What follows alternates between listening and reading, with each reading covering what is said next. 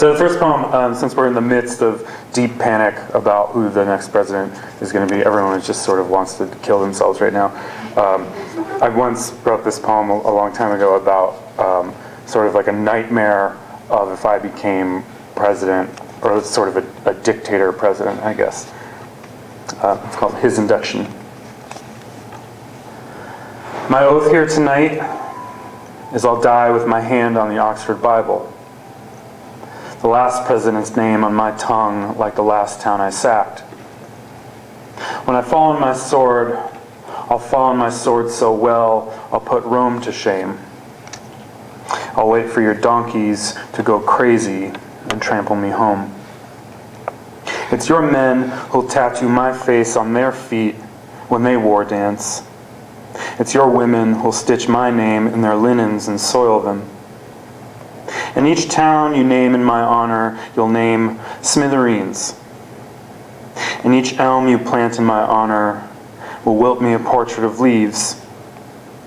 And when it's your turn to kiss the rings of the bone thief, and when your Manhattan is dross and piled with grave goods, I'll death so well they'll say dying is ripping me off. And I'll finger my name on your tongue like it was your firstborn. My definitive Brooklyn poem in some ways, at least for me. It mentions this poet named Emma Lazarus, who's the author of the poem that's inscribed upon the base of the Statue of Liberty, the Give Us You're Tired, You're Hungry, You're Poor, that poem. And that poem is called The New Colossus. And this poem is called Itinerary, but has in parentheses the same sort of subtitle. Itinerary, The New Colossus. One dream I have is the voice of that statue is gunfire. Mother calls, or the landlord calls, but the line is silent. I watch myself decompose in the mirror for a minute. I check for bites like I'm supposed to. I check nothing's left of the oats like I'm supposed to.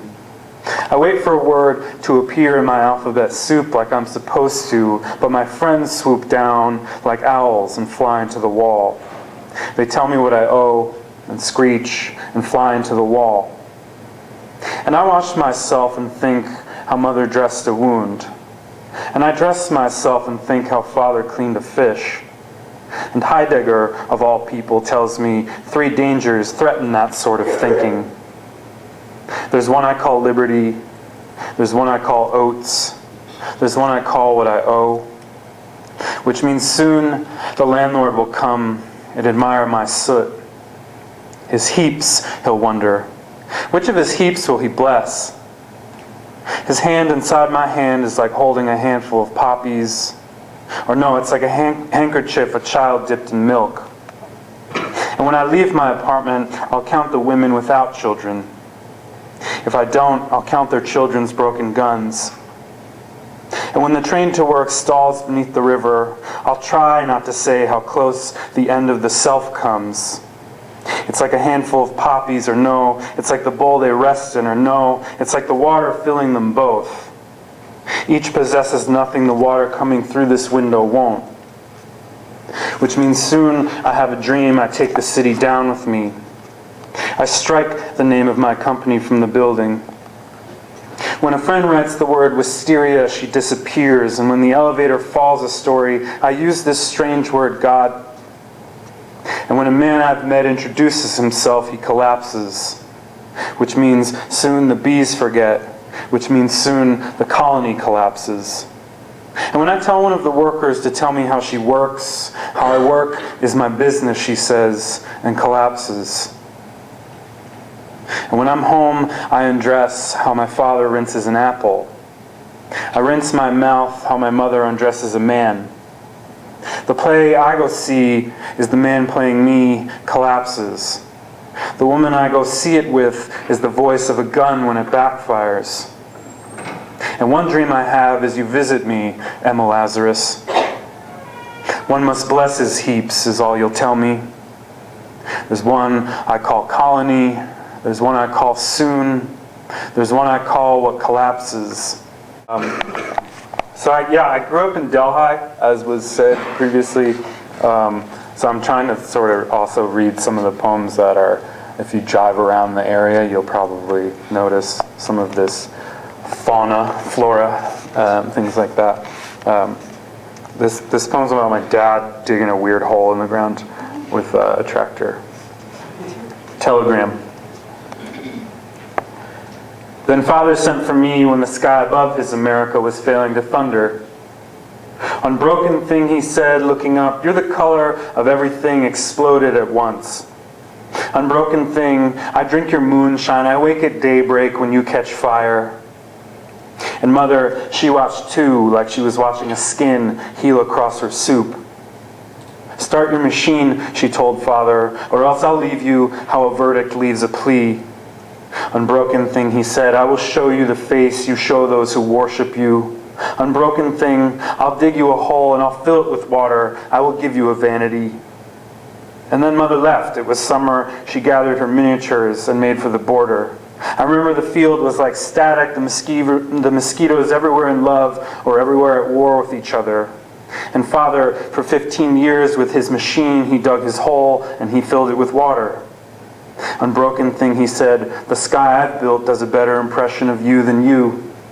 Unbroken thing, and where have you put my wife and my thunder, and where have you placed my America?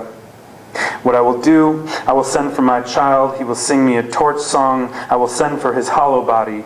That instrument his father, in his 15 years as a failed revolutionary, did not touch, did not string, did not tune, nor clean the body, did not carry upon his shoulders, stop. Now Father sends for me when the sky above my America declares bankruptcy. Unbroken thing, he says, what you do, child, is you walk to the hole I dug with my machine. Unbroken thing, you bring with you a foxglove, you place it where it breaks the water's skin. What you do, child, you kneel down to your face where it ripples, and you whisper, in thunders ends the voice. And this machine I brought you here to build will destroy me because it isn't a machine. And the voice with which you break the skin, the sky above your America can't stop. Edward Hopper has this great painting called A Woman in the Sun, which is the title of this poem, but not the painting the poem is based on. There was a Hopper retrospective at the Whitney ages ago, probably 2012, I want to say, so long ago. And I went and was sort of walking around the rooms and was really struck by the A Woman in the Sun painting, which is just sort of a nude woman staring at a window, but was very, very struck by this painting he has called Cobb's Barn, I think, or something. And it looked so much like Elk Creek, which is a road that I spent a lot of time on, and some people here tonight sort of live off of that. It just sort of triggered something very vivid, and this poem sort of came out of it. A Woman in the Sun. On the left there's the shed, and behind the barn, behind the red cottage, I wait for her in the fescue grass and the rye. I hear it grow over me. I wait for my friends in the distance, on fire their full heads of rust, and I love how the clothing drips off them, I hear myself say. And if the beekeeper doesn't come chasing behind with a hatchet, I'll wait behind Cobb's barn, watching the distant houses. She will come down this road, my shadow is paving for her. That's a stalk of honey, and that's ryegrass that grows from her arms. And she was raised in these hills, looking down on Elk Creek. And behind her, that's bluegrass. It's reaching to touch her ankle.